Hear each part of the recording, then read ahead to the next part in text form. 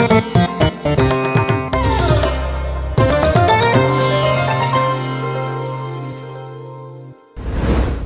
প্রিয়জনেরা, প্রভু যীশু খ্রিস্টের নামে সকলকে আমি জানাই অভিনন্দন।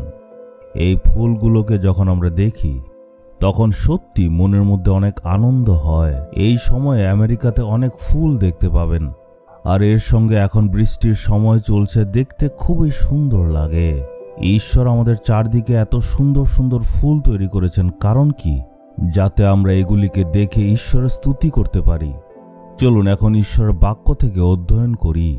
আমরা দেখব রোমীয় 10 অধ্যায়ের 12 পদ।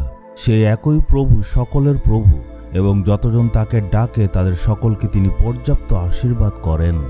এই পদের মধ্যে স্পষ্ট করে লেখা আছে যে প্রভু সবারই প্রভু। এই পৃথিবীতে অনেক ভাষা আছে, যারা যেই ভাষায় বলুক না কেন, ঈশ্বর সবারই ঈশ্বর। পৃথিবীর প্রত্যেকটা জাতির মানুষ যেখানে থাকুক না কেন, আমাদের ঈশ্বর প্রত্যেকজন মানুষের জন্য ঈশ্বর। আপনি খ্রিস্টীয় বিশ্বাসী হতে পারেন বা অবিশ্বাসীও হতে পারেন, আপনাকেও ঈশ্বর একইভাবে প্রেম করেন। উনি আপনারও ঈশ্বর, আর তাই আপনাকেও উনি অনেকভাবে আশীর্বাদ করতে চান। উনি সবারই ঈশ্বর। যারাই উনাকে ডাকে, উনার আরাধনা করে, সকলকে পর্যাপ্ত পরিমাণে আশীর্বাদ করেন। উনি হচ্ছেন ধনবান ঈশ্বর।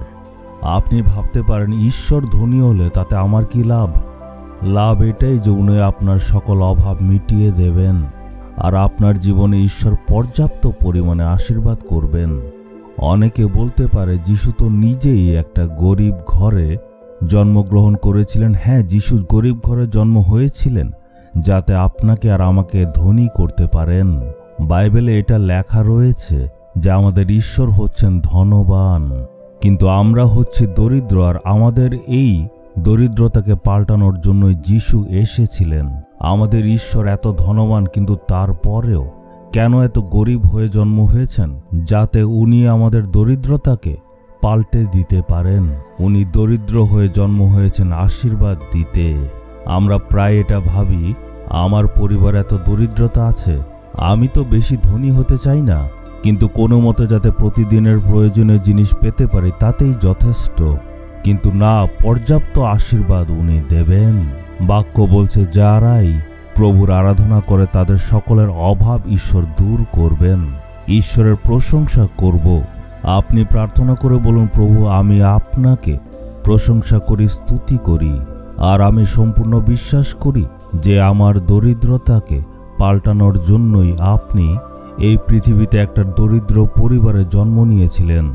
আপনার বাক্য অনুসারে আমাকে আশীর্বাদ করুন, আর আমার জীবনে আপনি উন্নতি দান করুন। আপনি যদি এমনভাবে প্রার্থনা করেন, হে ঈশ্বর, আমার সন্তানদের জীবনে আশীর্বাদের অভাব আছে, আপনি সেইটা পাল্টে দিন, তাহলে আপনি পরিবর্তন দেখবেন। এই জন্যই আজকে ঈশ্বরের বাক্য আপনার জীবনে এসছে। চলুন প্রার্থনা করি। আমরা এখন ঈশ্বরকে বলবো, হে প্রভু, তুমি হচ্ছ ধনবান ঈশ্বর।